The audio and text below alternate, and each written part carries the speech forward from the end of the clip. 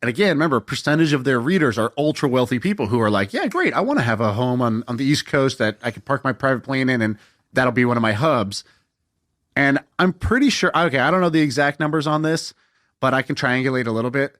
I think they've done at least 25 million in pre-sales on this thing. That is crazy. And it could easily be double that. But that is a really awesome and impressive like way to take this niche hobby, find a kind of media publication that works, and go content to commerce.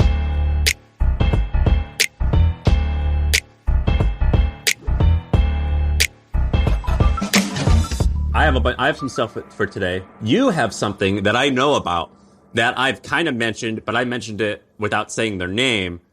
Craig Fuller. Now we can mention it. Let's talk about it. Did you get permission from about this? Yeah, I think so. So we got some of this is public, but let's talk a little bit about this. Okay, so there's this business called Flying Magazine or Flying Mag. And so when you look at it, you're like, okay, well, what is this? And so basically the story is there's a guy who bought this magazine called Flying Mag, and Flying Mag produces this beautiful magazine, amazing photos. And if you're a flying or aviation enthusiast, you will love this magazine. He bought it for I think not quite 10 million, but a little under that. So maybe somewhere between, let's call it $5 to $10 million. My guess is a fraction of that. I think it was closer to 1. Do you have any Yeah, we've got a little source here saying high 7 figures. So let's assume the source is correct. Okay, so but then I was like, well, where did this person get high 7 figures to go drop on a magazine? That seems like a pretty indulgent purchase for somebody, unless they have a lot of money. So he started a company before that called FreightWaves, which basically is like a data company for the freight shipping industry. So they're like a price reporting company. So they provide data that shippers and freight companies use to inform themselves on what's going on in the market. They also have a SaaS tool. So they kind of have like a media side, which is the content that they're producing, that's pricing information. And then they have a SaaS business called Sonar that's in it. And they've released a public press release, so you can kind of see some of their numbers. I saw they did that. That's very weird that they did that. Yeah, they're not a public company, but they sort of did a public report. And I'm not sure what the agenda was. I think I'm just sort of naive here. I don't know. Normally this is, we want somebody to buy us or we want to raise money. Or we're prepping to go public, but I don't think it's either any of those three because of what they said. So they basically reported 13 million in revenue for a quarter. So let's call it, let's just extrapolate that out in a straight line. So roughly 50 million a year in revenue. It wasn't a lot in profit. So it was 1 or 2 million in EBITDA in the quarter or something like that. So let's say that this business is making, I don't know, 4 to 8 million of profit a year. But it's growing 70% a year. It's growing quickly, almost double. And it's been around, I think, for a little while. So it's done well. They had 28 million in cash, just like it on the books, on the balance sheet. So the business was in a healthy spot. So I think Craig starts FreightWaves. He then separately buys Flying Mag. One of the interesting things about Flying Mag is that if you think about who are the readers of a niche magazine like this, you have two categories. Uber nerds and Uber nerds who are rich, because you got to be kind of nerdy about this hobby if you're going to be reading about this. We had a guy once who we hired as an engineer that used to had an app on his phone where he would listen to the what's it called, air traffic control. He would just tune into the frequency of air traffic control and listen to it at lunch. And I got to tell you, never had a worse lunch with anybody in my life. Dude, me, him, and his phone on with air traffic control was our lunch. And I was like, hey man, I'm gonna go back for seconds and then I'm gonna go kill myself. So see you later. This has been horrible. Thanks. I do that with the police scanner. You ever do that with the police scanner? At least look, there's a show called Cops. There's no show called Safe Landings, because that's all air traffic control is. There's no show called Which Way is the Wind Blowing. But there is a video game called that. There is a video game where all you are is an air traffic controller. Yeah, fair enough. Okay. So anyways, back to my Flying Mag story. So a big percentage of the readers are rich people with private planes, or you see this a lot in tech for some reason. My buddy Furkan did this. Sold his company, immediately signs up for flying lessons, wants to get his pilot license to go fly this 5-seater or 6-seater or 2-seater plane. They love that hobby, and it's a really expensive hobby. So one thing that they did recently that I think is really smart is, have you heard about this community that they're building in Atlanta? So he told me, I'm not going to steal your thunder, but he told me what he was going to do. And he goes, I'm flying from New York to go see this property I'm looking at, and I'm flying my private plane. Do you want to come with me? And I ended up not going because I had to go up to Teterboro, so in New Jersey, and then fly back down to Atlanta to see the spot with them. But he asked me to go with him, and I almost did it. And so I've known about this for about a year and a half now. Yeah, that's great. So the interesting thing is they're basically building a community in Atlanta, and I think the reason people build these communities is like there's like a what's it called, like a landing strip, like in the middle of the neighborhood, so you could park your plane, and if you want to take off, you could just like go take off. It's like the driveway of the community is like a landing strip. And correct me if I'm wrong. It's a country club with homes around the golf course, but instead of a golf course, it's a landing strip. That's exactly what it is. So it's a country club for flying, and so you purchase, I forget how much a plot of land costs, and then they build you a home, and now you are part of this aviation community. Right, and so they pre-sold the plots of land, or the plots of for the homes in this community. So they find this kind of bare ground or whatever. They start pre-selling the plots. And again, remember, a percentage of their readers are ultra wealthy people who are like, yeah, great, I want to have a home on the East Coast that I can park my private plane in, and that'll be one of my hubs. And I'm pretty sure, okay, I don't know the exact numbers on this, but I can triangulate a little bit. I think they've done at least 25 million in pre-sales on this thing. That is crazy. And it could easily be double that. But that is a really awesome and impressive like way to take this niche hobby, find a kind of media publication that works, and go content to commerce, right? This is the what's the Chernin Group. Chernin Group believes in this, that content to commerce. So they did which is what Hodinkee did. Hodinkee did this for watches, right? Watch blog for super high end watches. Well, guess what? As soon as you start selling watches, that business, I think Kevin Rose came on this podcast and said it went from 1 or 2 million a year in revenue to 100 million when they flipped that switch and started actually selling the watches that they had been talking about for 15, 20 years. And so content to commerce is this kind of like really interesting play. And I think that this is a great example of it being done well. Yeah, look, you have BuzzFeed doing it with stuffed animals, which is pretty lame. You know, they did that with houses. They did it with houses, and this is baller. Craig told me about this about a year and a half ago, and I was like, this is very bold. And he was explaining it to me, and he was very confident, and it was like, no big deal. And I was thinking about this, and I was like, I don't know. This kind of seems like a really big deal to me. Here's what we should do. Well, I was like, I don't think you're going to be able to pull this off. Well, I didn't say that, but in my head, I was like, this is ridiculous. He totally did. They totally pulled it off. We did this way back in the day. I think you had said something. You were like, ads are lame. This is before HubSpot bought the podcast. So it was basically like, ads are lame. We're selling ads for the podcast, but like, what would be a better business for My First Million to do? And I think at the time, people were like, you should create like a WeWork, like a branded version of WeWork, or like a white label, like a co-working space or something like that. Which sounded crazy. But I actually think that there was a version of that's true. Like basically, if we just bought like a 8-unit or 16-unit apartment building in San Francisco, but it was you could only go rent there if you were part of our community, or you could buy units there if you were part of our community. Something like that could work because people would rather live in a community of like-minded people than a community of absolute strangers. I think there's a huge number of people that would do that. And so then you get into the real estate game. These units in San Francisco go for, $1.5 million, $2 million on average. So you could do these things where in theory, a brand like ours could also do that and say, yeah, if you want to be around other entrepreneurs, other business people who are, share this kind of like this ethos that we have, then, you could do that. But there's a problem, which is you and I don't know about you, me, I wasn't even bold enough to like consider that. I thought that was stupid. Now I've got a little bit more experience and I kind of understand like our pull a little bit. Now I actually think that could work. But at the time I was like, that's ridiculous. There's no way that would work. Dude, my brain is like a metal detector that's just looking for something that's going to scare me to do. I'm just like, where can I get the maximum thrill, the business thrill? Like, we're going to get the maximum reward. Plus I'm down with the risk, and saying like, if I said out loud that I was doing this, that I think would get other people's attention, but it would also make me a little scared because I don't know exactly how to do it.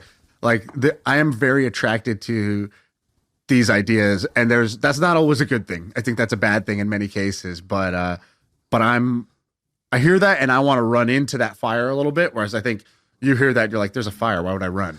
No. Now I'm more comfortable because I've seen like, well, if you do this, this, and this, the odds of some type of return is positive. But like before, I was still kind of understanding like the mechanics of business and like investing and things like that. Now I actually do see it. We're like the opposites. We're like the opposite. I get excited by that weird kind of half figured out thing. And you're like, well, why don't I want to figure it out first. But then once you do figure it out, you're like, go, and you just execute, and you're like locked in, and you just freaking go on that opportunity. Whereas I'm like, oh, this is cool. It's kind of figured out. All right, cool. Like I'll kind of go there, but there's this other interesting thing over here that's like, half figured out. And I'm not as good at the lock in as you get are. Bored after you figured out the puzzle. Exactly. Yeah, exactly. But for me, I have to figure out a little bit more, and like I want like a higher certainty that the puzzle pieces are even going to be able to fit together. You know what I'm saying? Right, exactly. But and then once the puzzle's done, you're like, my puzzle. I love this puzzle, dude. This is my puzzle. I'll tell you an example. So Shaan and I are going to Vancouver Wednesday, I think, and we're doing this little meetup with us and Andrew Wilkinson. And this wasn't even that well organized. Like they've done a good job of it, but like maybe well organized isn't the right word because that sounds insulting.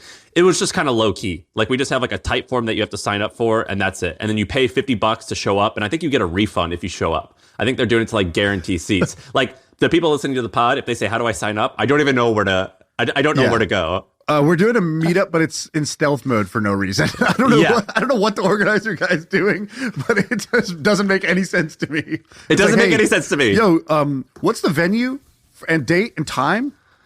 Oh man, it's all coming together. We're working on it. It's like, I don't know. I don't know. This Fire Festival? What's happening here? And then they refunded the money. And I'm like, well, I could have used that money on like my flights and hotel. I wish, like I'm paying money to go and do this. It would have been cool because like that thing, it made like 50 or 100 grand. I'm like, give me like 3,000 to pay for my stuff.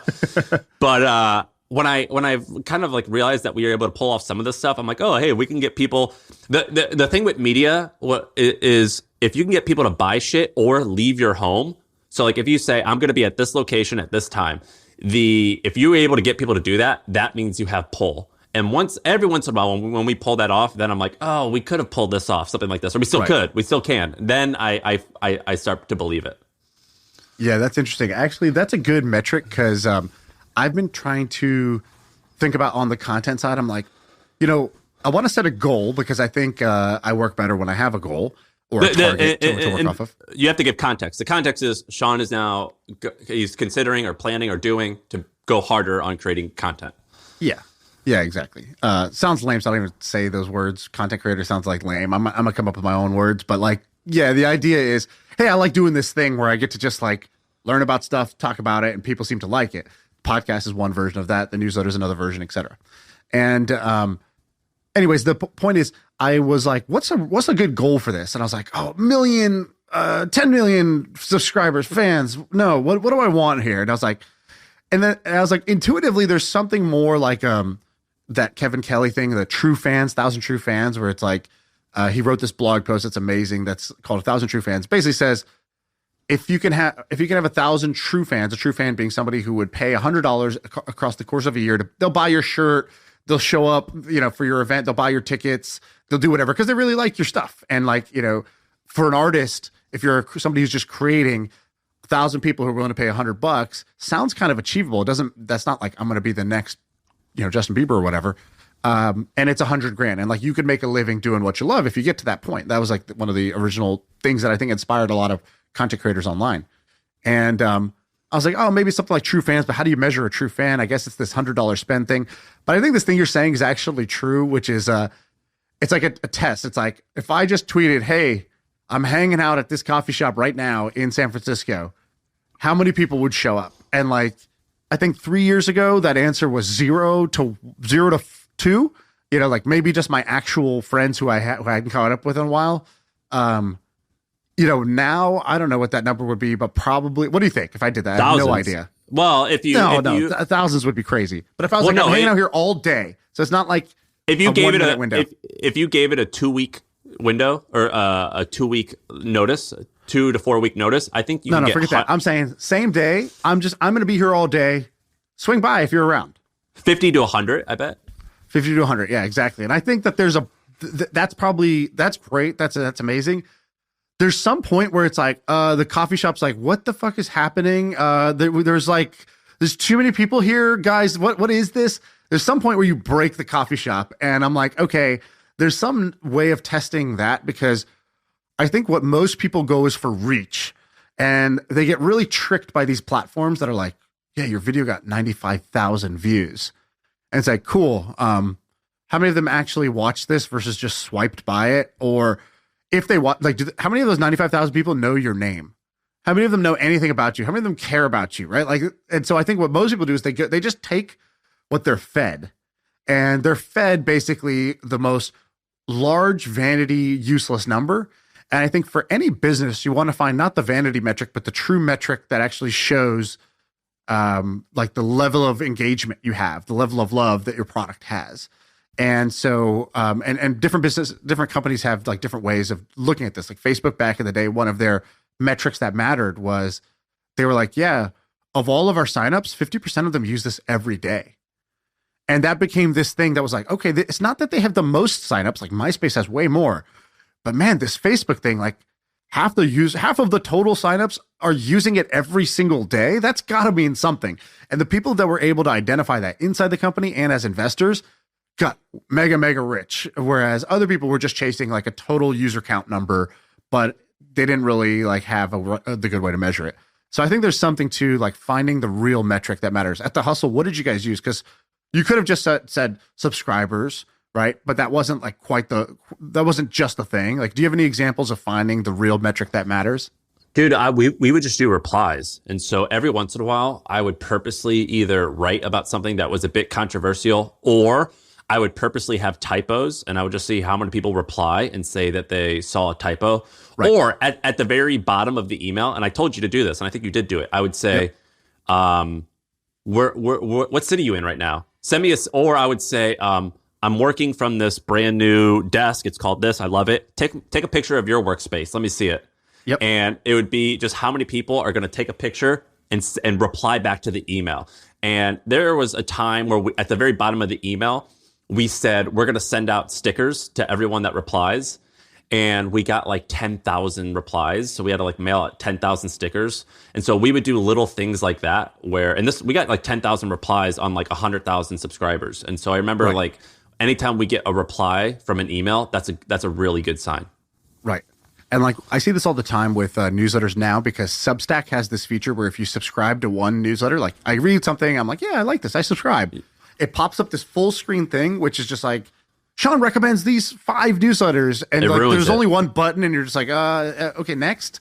And you hit that, and now you're subscribed to 5 newsletters. And you can see people on Substack, they're like, wow, my growth is crazy. I'm hitting 100,000, 200,000, 300,000 subscribers. But it's bullshit. Dude, it's all bullshit. And Substack's like, this is awesome. When they're showing this, I'm sure in their investor presentations, look at this. Now we drive the majority of subscriber growth for our newsletters. There's a network effect here. It's like, no, it's not a network effect. It's a giant screen where people click next. Like I used to do this with our mobile apps. It's like, oh, if I want this app to grow, let me just pop up a screen where it's your entire contact list, everybody pre-checked. And there's one big button that says next, and there's a tiny black X that's like hidden in the top left corner if you could see that you're going to skip it. And like everybody wants to skip it, but two out of every 10 people are just going fast, and they're just going to hit the button, and they just spammed all of their contacts. And guess what? My app goes viral. Is it really viral? Are they sharing it because they like this product? No, they're sharing it because I tricked them into spamming, basically. And Substack does the same thing. They basically trick people into subscribing to these newsletters. This is my opinion. I'm sure they would disagree and say, no. People just really want to be referred 5 newsletters every time they've subscribed to one.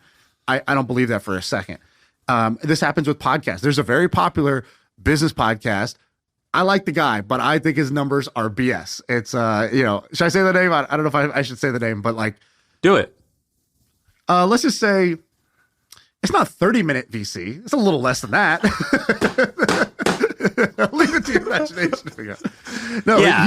He's a great guy, and he's done a great job building his podcast up. But he'll tweet out these things where he'll be like, 2 million 2 people million listened. people listened to last week's episode with this person. And I'm just like, dude, there's just no way in hell. That's Joe Rogan numbers. There's not 2 million people.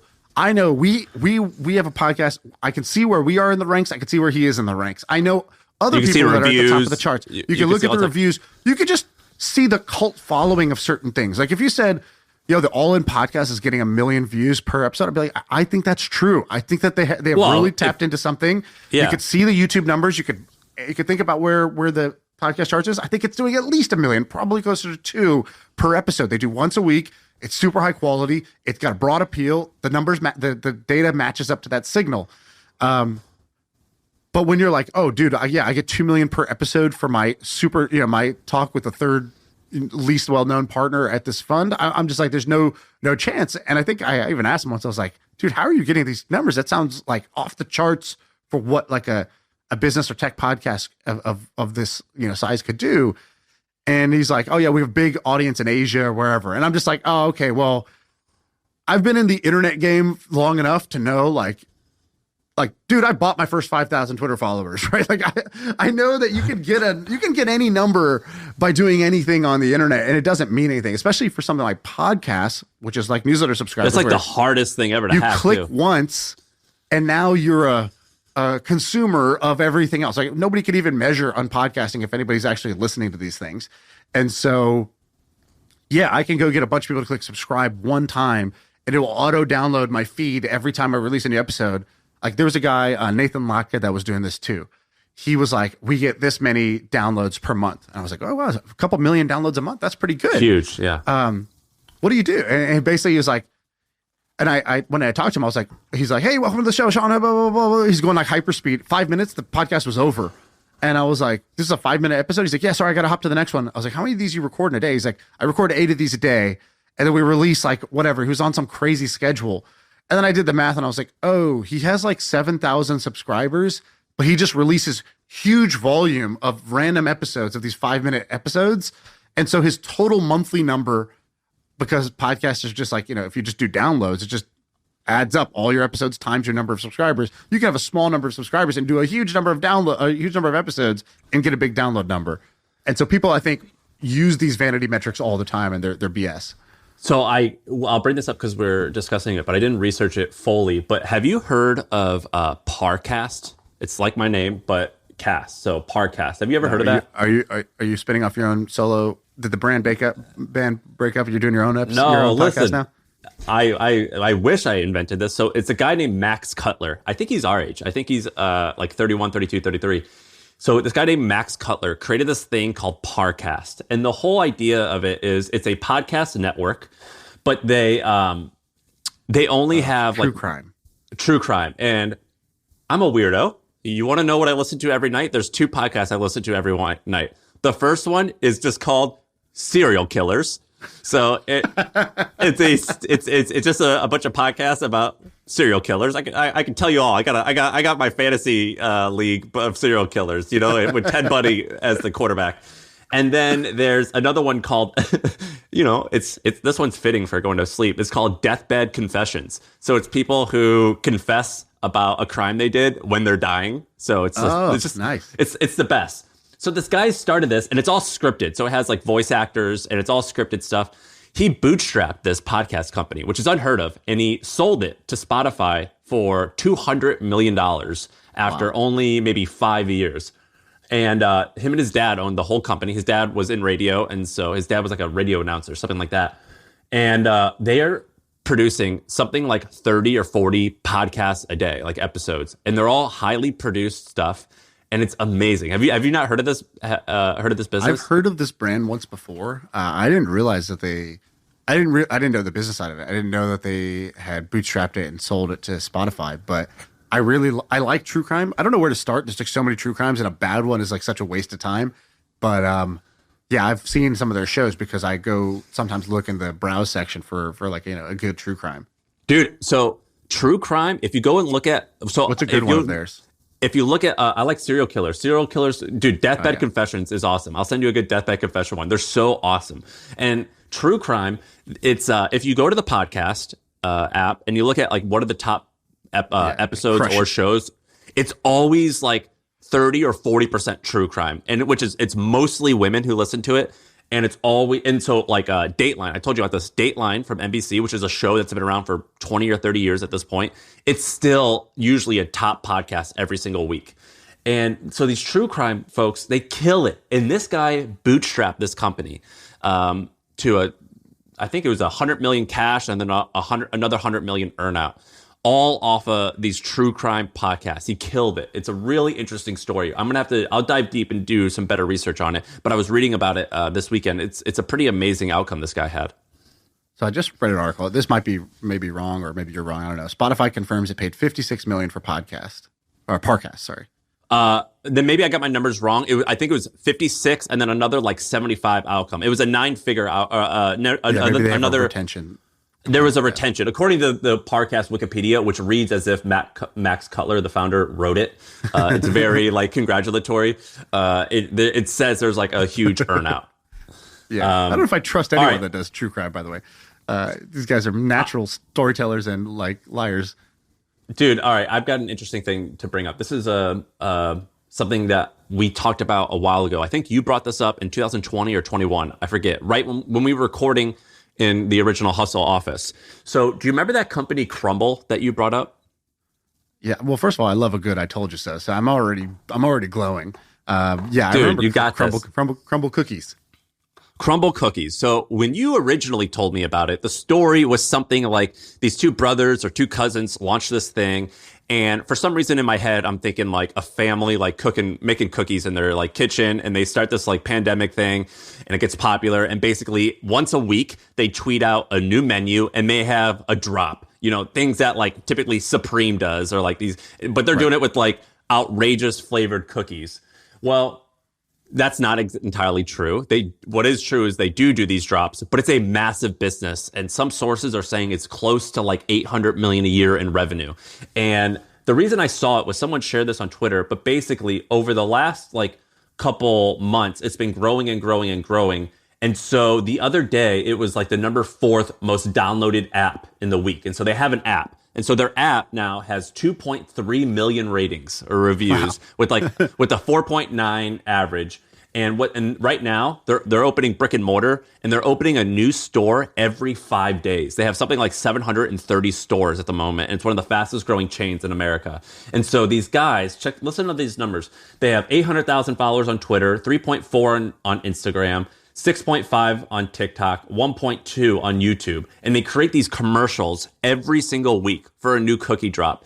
And it is crushing it. These guys are killing it. It's so fascinating. I never in a million years thought this was going to work as big as it has. But basically every Sunday at 6 p.m., they do like a new drop, and their app just spikes and goes way up the charts. Right. And they're up there with like Uber Eats and all this stuff like that. They're killing it. And so I remember you brought this up, and in my head I was like, oh, this is like a little like mom and pop small biz. Sounds cute. Like, oh, that's cute.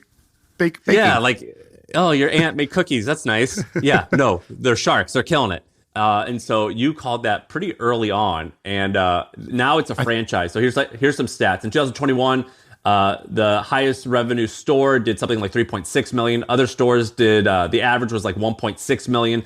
The store with the highest net profit was 600,000, with the lowest being 33,000, with the average profit of being around 350,000.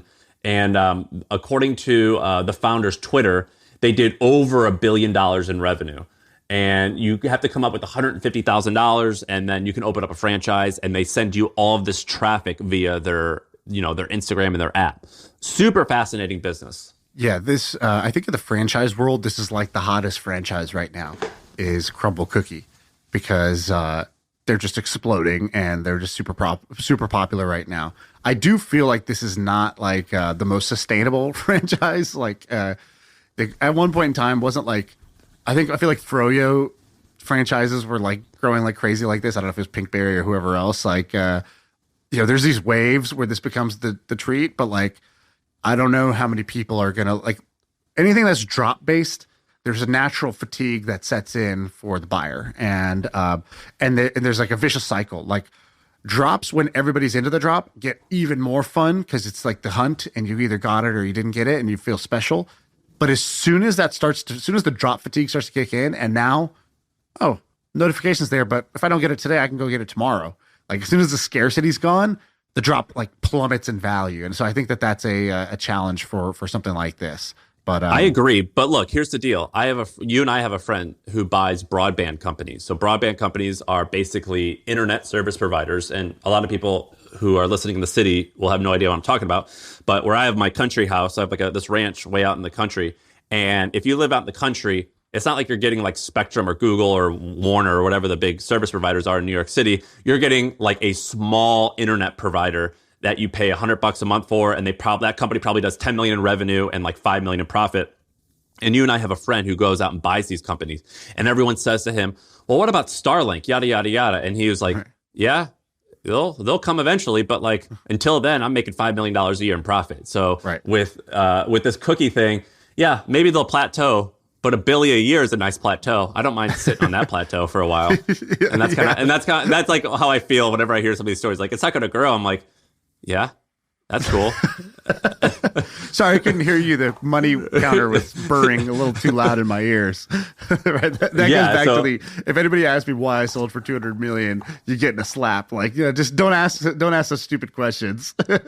Dude, and the founder, one of the cousins or one of the brothers, he previously worked in tech, and he had a Facebook app that got to like 120 million followers. So these guys are like viral guys. They know how to do this. But interesting story. Yeah, it looks like he was director of product at Ancestry, which is like one of the just one of the gems of internet companies that's like really big, but nobody knows anybody who's like works there, or nobody claims to use it, even though it's like really, really popular site, and did a bunch of cool like viral things and like basically did a bunch of smart product stuff along the way to like make that business work. Dude, Ancestry is funny too because they're a Utah-based company and they're founded by Mormons. By the way, this guy's first business, BYU.com. You hear about this? No. Here's what it says on his LinkedIn. BYU.com was a social network for Brigham Young University students. We grew the network to include half the campus in a very short amount of time, but was ultimately crushed by Facebook. So he did this in 2005. I think Facebook launched 2004. And so basically he was doing the Harvard social network. He was doing that just on BYU's campus, but like the Facebook wave, swallowed it. But that's, you're putting on the green. Impressive. You're landing on the putting green right there. If you're creating a social network back in 2005 for college campuses, like, God damn, you were close to being on to something. Like I'm not surprised that this guy ended up being really successful.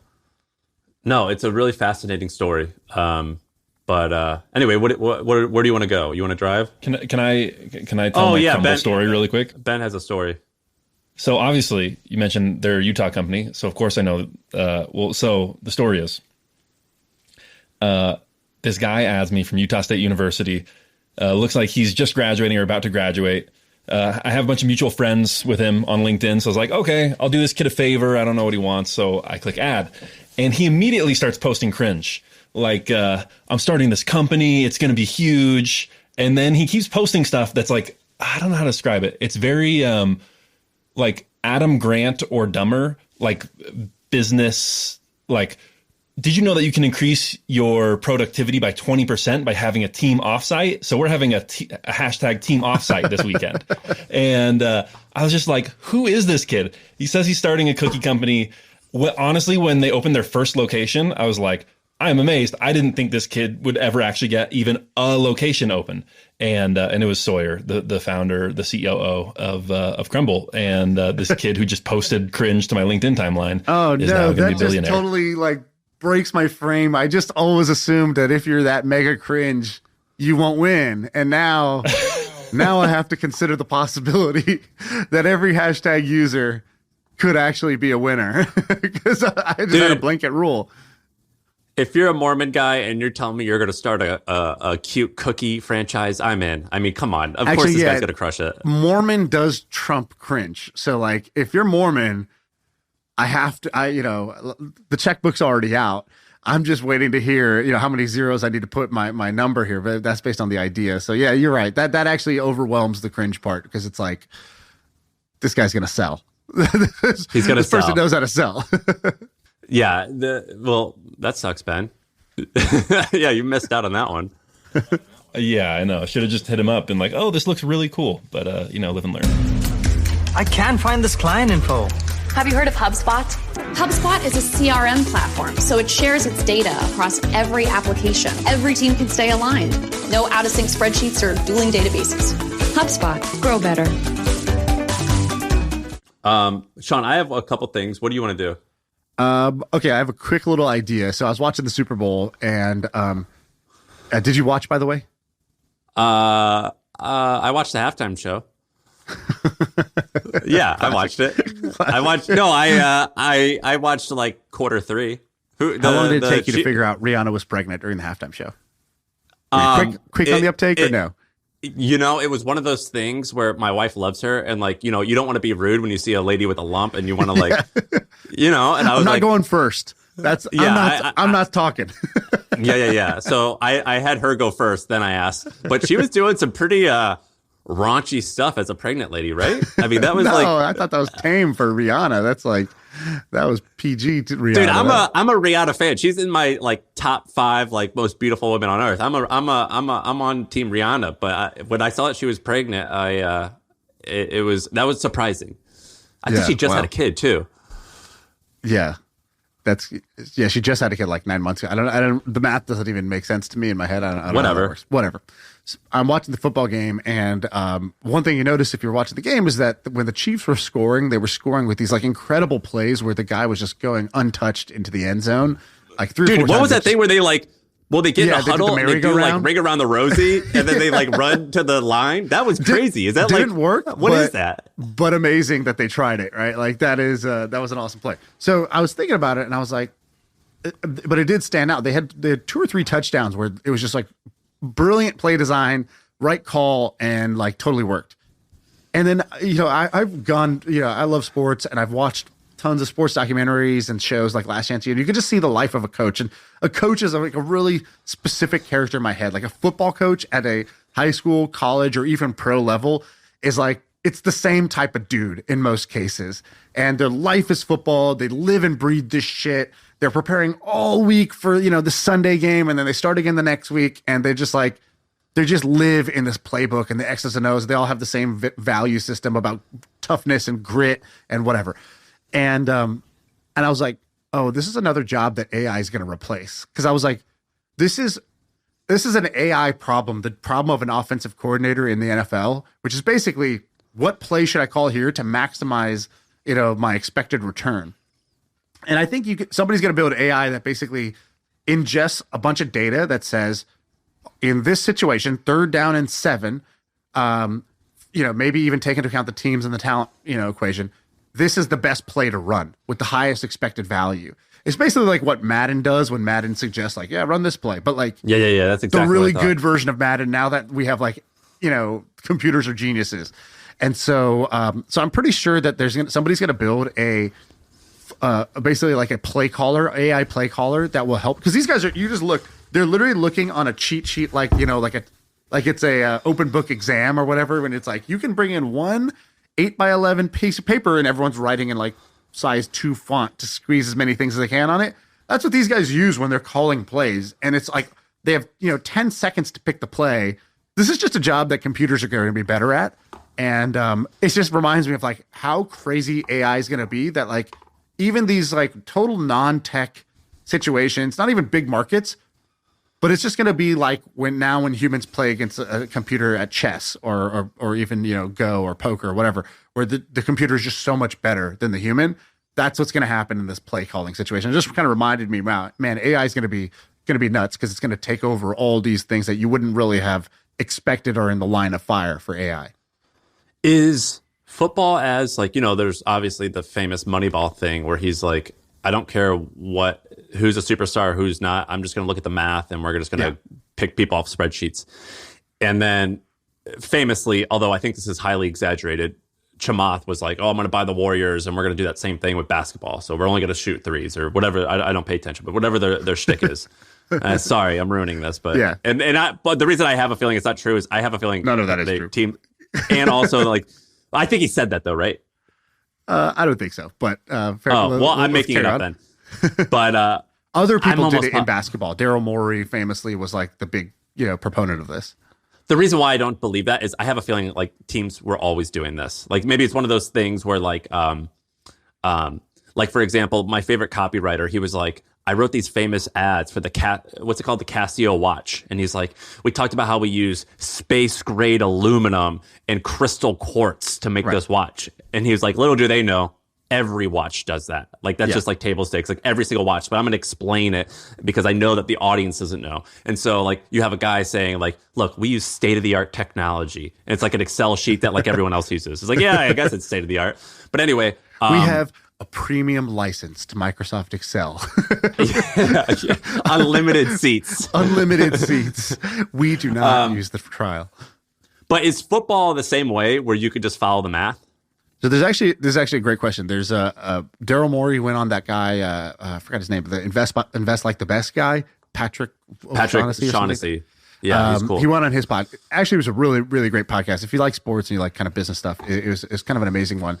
He talks about, like, baseball is basically almost like the perfect game for modeling. Like, you could basically, because it's like stationary. It's like one batter versus one pitcher, and then, you know, like it's a contained problem. It's like, whereas in basketball, you got 5 guys on each team on the court. So you got 10 guys all moving around free form at any given time. The ball is moving like crazy. It's much harder to model, but you could still model the impacts of, like, one player in these certain situations. And so it's like the data thing has had a pretty big impact in basketball, but less than it did in baseball. Baseball was like became a math equation. Basketball became more of a math equation than it was before, but still, it's never going to be perfect. It's too complex and high skill. There's too many variables to be perfectly modeled out or whatever. But still, it was improved, which is why you see, like, they'll post, like, 20 years ago, here's what the shot chart looked like, and it's just dots all over the court. It's like, as you kind of expect, like, people shoot from everywhere. And it's like, here's what it is in 2023. It's like, people only shoot layups or threes, because optimally, like, basically a 3 is worth, you know, whatever, 150% more than a 2, but there's percentage difference of shooting it is only, like, you know, 5 to 7% worse than a 2-pointer or whatever.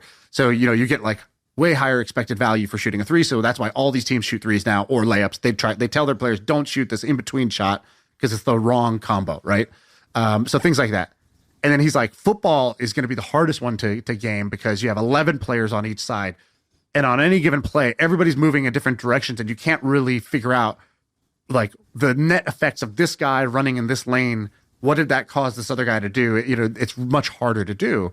But I think that's true at a, like, because the reason these general managers care is because they're trying to like, basically, it's like a stock picker. It's like they're trying to find undervalued assets. So the way you do that is you say, this player is not, like, yes, his traditional stats look like this, but his game impact is different because of whatever. And so you're trying to figure out the value of one player. But is the game impact because of locker room stuff and leadership, or is it because, no, they're looking at just the on the court movement. Like, you know, in basketball, for example, there's an assist. If I pass you the ball, you score, that's an assist. But if I pass you the ball, I've made the whole defense shift to me. You pass to the next guy, you get the assist. The stat sheet doesn't show that I actually was the one who created this whole play, this opportunity by caving in the defense. So the stat sheet's, like, the traditional stat sheet's limited. So what these guys have done is figure out, like, advanced stats that, like, better show an individual player's impact, not including locker room stuff. And he's saying football is even harder, more players, more movement, more whatever, less plays total, so you have a smaller sample size. But I think that this play calling thing is bigger in football, because in basketball, you don't call many plays. But in football, every play is called in by the coach. And so if you can make the coach 20% more intelligent by suggesting a better play, that's going to shift the balance of power towards that team, because they're just going to get that many more first downs and touchdowns. So I think this is, like, I don't know, it's kind of, like, really, really niche here, but I think this is an example of how AI is going to touch a bunch of areas and kill a bunch of jobs you don't expect. Barshop, you got something? Yeah. Okay. So last night the game was dictated on that terrible call that the Eagles defender got called on, like, a pass interference that basically ruined the game. Chiefs win. That should have been decided by a AI ref. Like, why are there not AI refs? Why is any call up for debate? You know, I agree. Well, there are in some sports, like in tennis, they put a chip in the ball. So, like, when the ball lands out, you see they always, like, instantly cut to this, like, silhouette of the ball. And it's like, it was out or it was in. And everybody's just like, It's unarguable. And why is that? Because they have a chip in the ball and a bunch of cameras that triangulate it, so they can tell you exactly whatever. Dude, but that makes it so boring. Well, that's the problem. Because in baseball, you would have been like, oh, great. Like, the umpire calls strikes by squatting behind the catcher and trying to, like, eyeball this. Like, that's insane for this billion-dollar sport. Like, why are they doing this? And it turns out if you just used computer to like perfectly call pitches, I guess the reasoning must be, I don't know, Ben Levy might know better, but there must be something where people preferred that their human had the like final say here versus, because like the technology is there for a computer to call balls and strikes. There's really no need for that umpire anymore. I'm not romantic to the early part of the game. I'm romantic to fistfights.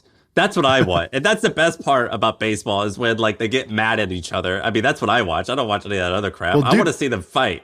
There's a demo. I sent this to Ben. I'll show it to you. There's a demo of, because there's actually a bigger problem in fighting. Like, dude, how many fights, like, I don't know, in the UFC fight this weekend, did you think the right guy won? I thought the right guy won, but people were. Me too. But a lot of people did not. People did not. And there's a big problem with like, it's these 3 judges that are going to decide who won the fight. And it's like, how do you call it? Oh, yeah, how do you judge? You know, if this guy made the wrong facial expression, it's like, did he get hurt? How am I assessing damage here? Whereas there's an AI demo of basically the the striking tracker where it's like, this guy did a left hook and it landed with this level of impact, or this like clean, like it was deflected partially there, or it was a clean shot.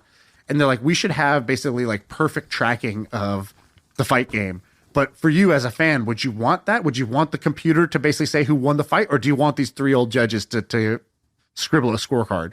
I want the 3 old judges because that's nuts. A lot of I can't believe it. But here's why. First of all, when you watch WWF and in like fake wrestling, WWE it's called now, the best part is when they like hit the ref or they like distract him. Like sometimes they'll have like a hot girl come and distract him and he turns around and then like something bad happens. And that's like the best part of the show is like when there's drama. But also in UFC, they have a new thing where they measure aggression, you know, like who's pushing the plot. And I think they do that so it's more exciting. And I don't know if you can entirely measure like aggression with AI. But that's why I don't like it. No, I'm okay with having humans do it. I think it makes it more exciting. More exciting. We're talking about it. They're almost always like they're only ever in the conversation when they do it wrong, right? Like it's never more exciting because man, the refs really added to the fight there by scoring it. You know, like they don't add anything. They only subtract when they screw it up. I'm surprised you don't want like the actual accurate score. The only thing that I want them to tell me the scores of a fight in between rounds and have that be the official thing, because I want the person to know when they're going into round 3 or round 5 that I'm down, and if I don't knock this guy out, the fight's over. And so that would be the only change that I would want. I want them to know the real score as it's going. I got one more random topic. Let's do one more, even though we're a little over time. Well, if you're going to do one more, are you going to do this guy, Ahmad? That seems meaty. All right, go for it. Yeah, it is kind of meaty, but let's do like a fast version of it. So this guy Amjad, who's the founder of Replit, which is an awesome company, he tweeted this out. He goes, some of the biggest companies that were built, Airbnb, Uber, etc., were built because they took an underutilized asset and were able to get more utilization. So, for example, Uber or Airbnb said, well, there's an extra bedroom in your house or extra rooms, you have extra space. Today, it's not doing anything, but you could rent that out and we could actually have more rooms to stay in and more options for a customer. And that became Airbnb, this multi-billion-dollar company. And Uber is the same way. He goes, what are some other underutilized assets? I think this is a great, framework for trying to figure out, where a marketplace could be or where and I think people were doing this maybe 5 years ago, 7 years ago, a lot more. There was people realized this and started jumping on it. And that's why you got Wag, the dog walker app, becomes worth $1 billion, and Airbnb and a bunch of others. And I have some examples here, but what do you think about this framework and what examples stand out to you? I think it's brilliant. I see on here you have stay-at-home moms. One of the best, one of my favorite companies that I've been eyeing is called Squared Away, and their whole niche is virtual assistants, and the virtual assistant is a military wife. And that's like, for some reason in my head, I think they're going to act a certain way, which who knows if it's true. But I think that's one of the best ways of like a quote, an underutilized asset. I love that. But the problem is a lot of people, like, I knew a guy who started a thing where you could do, it was like self-storage, but in other people's garages. Right. And I'm like, dude, this is the stupidest shit I've ever heard of. And it was, in fact, really stupid, and it completely didn't work. And so I think that a lot of people approach this poorly. Yeah, I think there's a lot of things you can think of. Like, I know another one that people have tried a bunch was like chefs. So it's like, oh, why do you only order from restaurants? Like, what if there's a lady who lives 3 doors down that makes an amazing, Thai red curry? You could just order for her, and she would get she'd get revenue for her cooking skill, and then she could deliver it to you, and it's closer, and it wouldn't just be limited to restaurants. But it's like, A, operationally, these businesses are usually absolutely brutal. B, there's like a whole bunch of like safety and quality concerns and like uniformity of the quality concerns that come up. So I think that's another problem. And then the economics, like people do, is there enough dollar value for there to be, for the customer to pay, the provider to get paid, and the middleman to get paid, and the delivery person to get paid? Like, you need enough value in the chain, which is why Airbnb works. It's like a high ticket thing. There's one for versus others. And there's one for pools that I hear is killing it. Yeah, exactly. Share, like rent a swimming pool by the hour, right? Because I have a pool, we're not using it 95% of the time. So if somebody could rent it from us and we make a few $100, that's great. I want to give you some of the best answers that came from the thread. So the number one is cars. So cars, I think, are parked like 93 or 95% of the time. And so once we have self-driving cars, that car shouldn't just stay parked. It should go be a taxi for somebody and earn you money. So I think that's like one of the big unlocks that people who know about this, they're like, oh yeah, that's obvious and that's going to be a big deal. But I would say the majority of the population doesn't realize that your car is going to turn into a worker for you. And people are going to you're going to be earning revenue when your car is idle instead of it just sitting in your driveway or your garage. Dude, GetAround, which I used to use all the time in San Francisco, I think they raised almost $1 billion in funding, and they went public recently-ish. Their market cap, as of right now, $59 million. So wow. No one quite has figured it out yet, it looks like. Well, at least they have that's it. A little different. That's still rental cars. This is going to be just like no taxi. GetAround's other people. Well, yeah, you're right. Right, yeah, like this. Right. All right. So this is what Tesla is basically betting on. This is what Elon's betting on. He basically is like, your car is going to go from a depreciating asset to a revenue generating asset for you, which will make the car worth 5 times more than it is today. Once it's able to just run all day for you and just go do rides. Okay, that's bold, but that'd be cool if it works out. Clean structured data. So basically, there's a bunch of data that in a bunch of different companies just sitting around, and if you could kind of organize it and clean it up, that data is actually an asset that can be used. And like we talked about earlier, the Freight Waves company that's doing pricing data. How many companies have pricing data about like what they bought recently, how much it costs, what volume, and from what provider? If that was available in a structured way and you could sell that to a middle, like a network, like a data aggregator, that becomes a valuable asset that today is worth zero to the company that has the data but is not doing anything with it, and it's not their main business to be able to do something. So I thought that was kind of an interesting one. Dude, someone wrote the sun. Yeah, the sun. So they were like, the sun is basically providing all this energy, but until we have solar and batteries to capture it, it's massively underutilized. Like, we're getting free energy from this giant, nuclear fusion reactor that's in the sky or whatever. But you have to be able to capture it and store it, and it's underutilized for that reason. Another one I thought is kind of interesting. So a fun one: nightclubs. Nightclubs are really like only useful for like 5% of the time. Yeah. At night on Thursday, Friday, Saturday, or whatever. What can be done? And they're usually in kind of prime real estate in cities. And I've always thought it was cool. When I lived overseas in Indonesia, they used to take nightclubs and during the day turn them into like fitness day bars. So you'd go in, the dance floor and the mirrors would turn into basically like a cardio session, and then the bar would turn into a smoothie bar. And I was like, oh, this is so smart. They're getting like double utility out of their nightclub. I don't know why I've never seen that in the United States for some reason. So I think nightclubs is a fun one. And then another one that was on here was specialist talent. So like, what's that mean? Like, think about somebody who's like a really great 3D animator or something like that. So like, if a company hires you, that's great. But I would actually say, like, you doing the thing you're world class at, you're probably only doing like 10 to 15% of your time when you're in a big company. A lot of your time gets spent sort of like waiting for approvals or feedback or doing meetings or doing whatever other stuff that's around it. There's probably a case to be made that like people with really specialist talent, you know, financial modeling or design or whatever, they would be better off being freelance to companies, but it would need to, the market needs to be more liquid and fast paced than it is today. Like, you would need like Naval has talked about this. He says the future of work is basically like Ocean's 11. It's small teams of people that are within each team. There's like highly specialized, you know, that guy's the guy who's a pickpocket, and this guy's the guy who can break codes, and this guy's the guy who can do acrobatics or whatever. Like Ocean's 11, that's what they do. There's like highly talented specialists. They gang up together to go on this mission for a heist. Then they split the money. They go on their way. They rest until they get the next call. And he's like, that's what work is going to be. It's going to be pods of people that work well together, highly specialized. They're going to get a beep on. They're going to wake up in the morning. They're not going to have a job. They're going to wake up in the morning and check their phone for possible missions they could go on. They could choose to do none of them and just chill that day, or take one because they're like, oh, that's a juicy bounty. They could go do that mission. When they're done, the employer rates them like an Uber ride, like 5 stars. You rate the employer 5 stars. The money gets paid out to everybody's cell phone, and you go on your way, and you wait till the next job.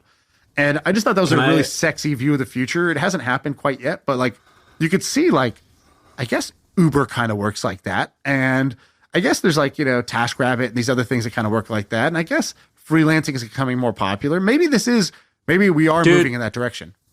I hate when people make these claims like this is the future of blank. Like if you say that like the future is electric car, yeah, I buy that. But if you say the future of work is like Ocean's 11, my reply to that is like, no, maybe the future of criminals is Ocean 11. But like that's not like, it's like the future of people getting money is to rob banks. No, maybe like a group of people will do that, but I just don't think that like. But why? Okay, take the Ocean's 11 analogy out, right? Like, yeah, that's leading you to bank robberies. But what's wrong with the actual premise? Because I think most people now. It's like saying, well, most people are just going to freelance. No, maybe 30% of America will, but I think that 60 to 70% of America, they want to go to work at 9, they want to get off at 4 or 5, and they want to play softball. That's what they want to do.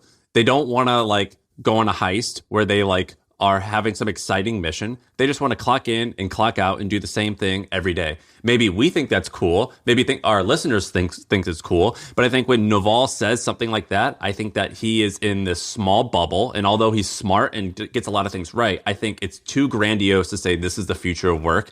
And I think it's really dumb. Like when people say the future of media are the creators, like doing X, Y, and Z, I'm like, oh my God, dude. Like maybe that's like a new band that you're assembling, but that's not like that's not like how everyone's going to operate. I think you like to smell your own farts. So I think you're out of your depth here. That's what I think when I hear stuff like that.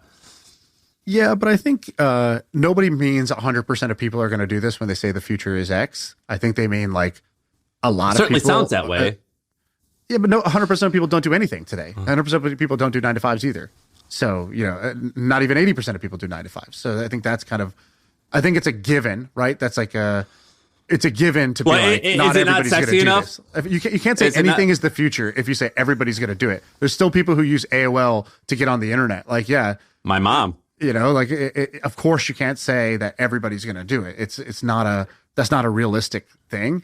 But I think it is real to say shit's going to change, trends are going to shift, and you know, huge chunks of the economy or the workforce is going to look different than it is today, because this whole idea of go to an office for a 9 to 5, that's also kind of new. And that was also a shift from what was before. So I don't think that's like just ingrained in human. That's not like biological. That's not physics. That's, you know, society and economics, and a society and economics tends to change. It's not sexy enough to say the future of work is this group of people that's a nice small enough niche that you can go and capture market share while also being big enough to support a multi-billion-dollar company that can return capital at a 55% annual return. I get it. That's not as catchy. Yeah, we'll just shorthand to the future. Yeah. But yeah, that's cool. I have some more topics that I'll save for later. Yeah. But this was a good one. All right. That's the pod.